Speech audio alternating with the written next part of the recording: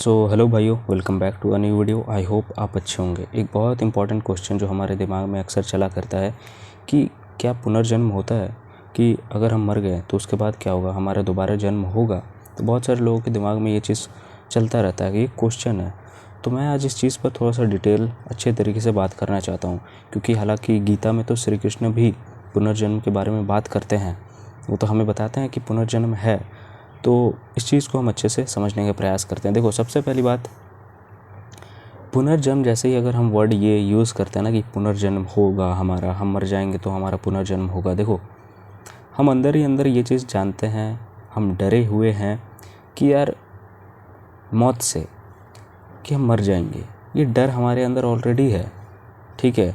हम जब पैदा हुए थे तब भी था, हम जब बड़े हुए, थोड़ा युवावस्था हुआ और बड़े हुए, ये डर तब भी था, और बूढ़े होने तक तो और ज़्यादा ये डर बढ़ जाता है कि यार हम मर जाएंगे। वो पूरा ज़िंदगी भर यही चीज़ से डरता रहा, सोचता रहा कि यार हम मर जाएंगे, कहीं मर ना जाए। ये डर सभी के दिमाग में है कि हम मर जाएंगे। तो वहीं पर हमें फिर कोई बोल देता है कि नहीं बेटा, तुम तो पहले भी थे, तुम तो अभी भी हो और आगे भी रहोगे। तो बहुत सुकून मिलता है हमें अंदर ही अंदर, बहुत ऐसा सुकून मिलता है कि यार अच्छा, हम आगे भी रहेंगे, मतलब हमारा मृत्यु नहीं होगा। वाह, चलो अच्छी बात है, हम बच जाएंगे, हम बचने वाले हैं। जब पुनर्जन्म की बात आती है, मैं तुमसे एक सवाल, एक क्वेश्चन तुमसे पूछना चाहता हूँ कि पुनर्जन्म किसका होता है। मैं पूछ रहा हूँ कि पुनर्जन्म, जब तुम बोल रहे हो कि किसका पुनर्जन्म होता है उस वक्त। देखो, ये शरीर तो मर गया, ये शरीर तो जल गया, ब्रेन भी जल गया, तो होगा किसका पुनर्जन्म। सबसे पहली बात, जो बोल रहा था कि मेरा जन्म होगा, मेरा जन्म होगा, मेरा अगला जन्म होगा, जो बोल रहा था, जिस मुंह से बोल रहा था, वो मुंह भी जल गया। जो थॉट्स आ रहे थे दिमाग में, वो ब्रेन में आ रहे थे, वो ब्रेन भी जल गया। तो होगा किसका पुनर्जन्म, ये चीज़ मैं तुमसे पूछ रहा हूँ। किसका पुनर्जन्म होगा? किसी का नहीं पुनर्जन्म होगा। और देखो, मैं यहाँ पर बता रहा हूँ कि तुम्हारा पुनर्जन्म नहीं होगा, प्रकृति का पुनर्जन्म होता है। मैं पुनर्जन्म को रिजेक्ट नहीं कर रहा हूँ, पुनर्जन्म को समझने का प्रयास करो कि पुनर्जन्म होता किसका है। रियल लाइफ के बारे में अगर मैं बात करूँ, रियल लाइफ में तो पुनर्जन्म तुम्हारा हो ही रहा है।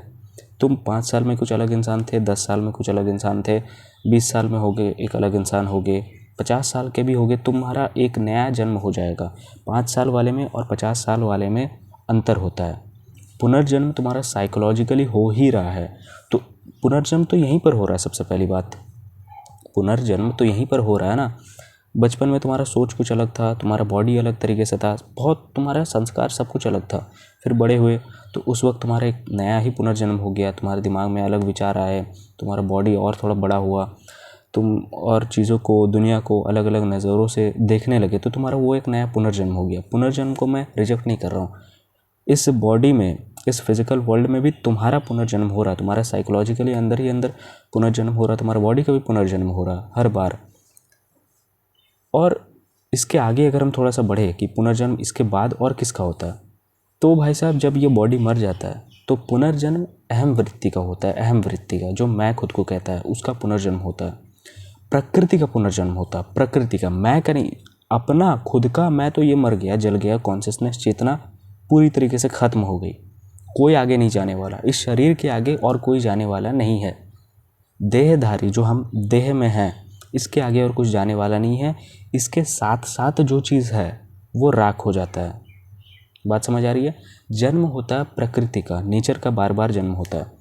नेचर एक बहुत बड़ा समंदर है, बहुत विशाल, बहुत ही ज़्यादा बड़ा समंदर है। ऐसा एज्यूम करो, उसमें कितने सारे लहर उठते हैं तुम मुझे बताओ।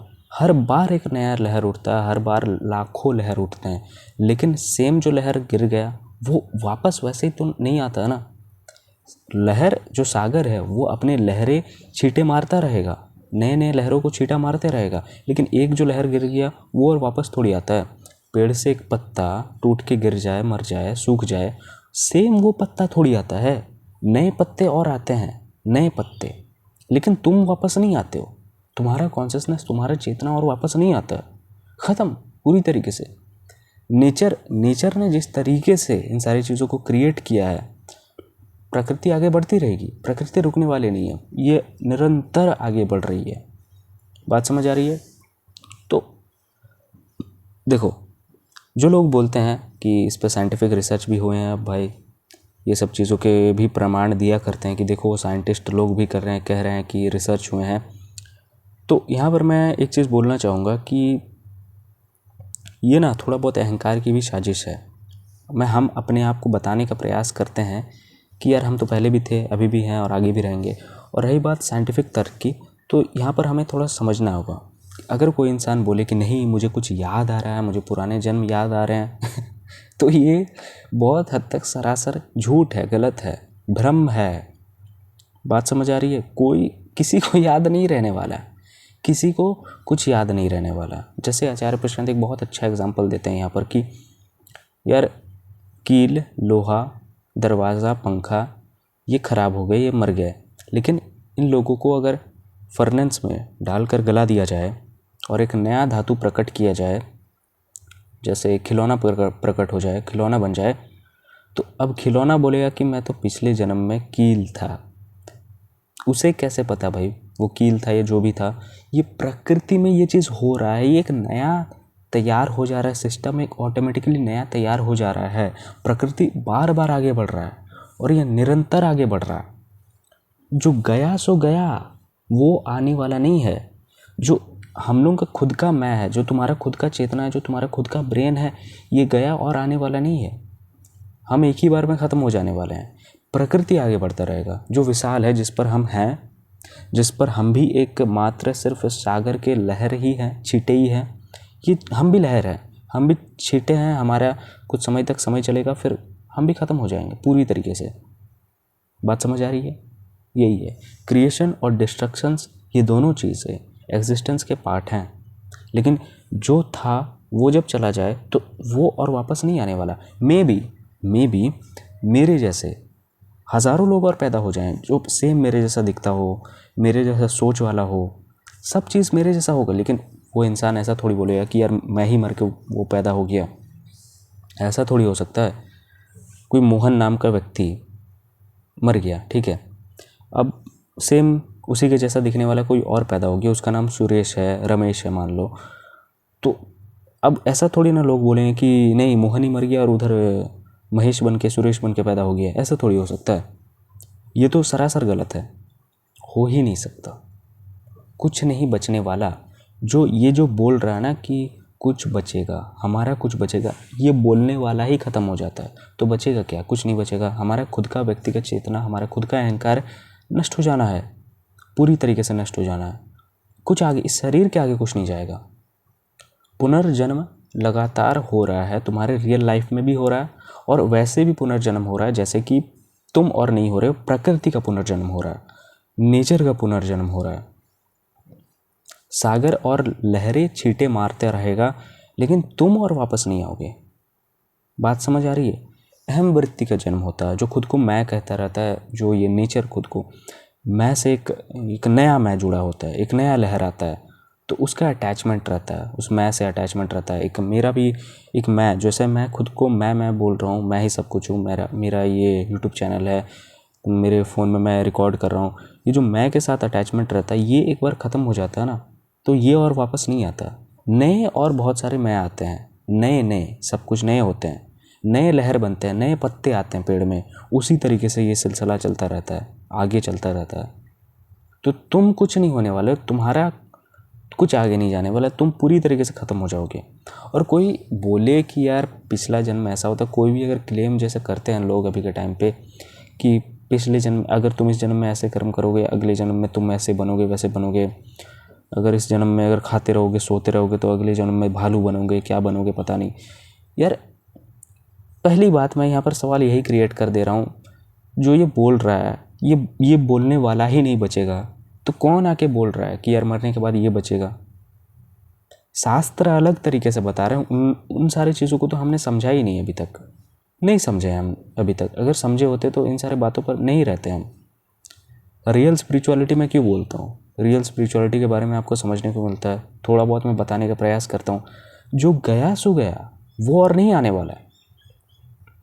ये नए मैओं का जन्म होता रहेगा। वो पूरा मैप सिर्फ प्रकृति ही है, नेचर ही है और कुछ नहीं है। नेचर है, तो तुम जो हो, तुम्हारा बॉडी जिस तरीके का है वो ख़त्म सो ख़त्म। अब तुम बोलोगे कि मैं मनुष्य कैसे जन्म हो गया, तुम यहाँ पर खुद को क्या बताना चाह रहे हो कि नहीं मैंने पिछले जन्म में कुछ अच्छे काम किए इसलिए मैं मनुष्य जन्म हुआ। बेकार की बातें हैं ये सब चीज़।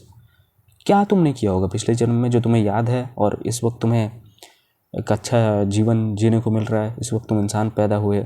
ये कुछ भी नहीं है यार, ये सब चीज़ बातें हैं, सिर्फ बोलने वाले बातें हैं, बोलने वाली बातें ये सब चीज़। ये कुछ होता नहीं है ये सब चीज़। बात समझ आ रही है? तो ये जो बोलने वाला है यही ख़त्म हो जाता है। जो बोल रहा है कि नहीं अच्छा कर्म करूँगा तो अगले जन्म में ऐसा फल पाऊँगा, कुछ नहीं मिलता है। ये तुम जिस तरीके से बने हो इंसान, ये हो गया, बस प्रकृति ने खेल कर दिया और तुम ऐसे हो गए हो। कोई तुमने पिछला जन्म नहीं था तुम्हारा। बात समझ आ रही है? तुम्हारा अपना व्यक्तिगत तो पिछला जन्म नहीं था। जो गया सो गया, और जो है तुम हो और तुम भी जाओगे। ये आगे और जाने वाला नहीं है। बात समझ आ रही है? ये और कुछ आगे जाने वाला नहीं है। जो तुमने सुने होगे कि मैं पिछले जन्म में भालू था, मैं पिछले जन्म में सांप था या क्या था, ये सब कुछ होता नहीं है। बेसिकली कुछ नहीं होता है।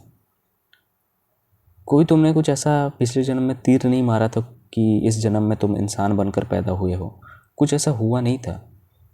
पिछला जन्म कुछ और बताना चाहता है, पुनर्जन्म कुछ और बताना चाहता है।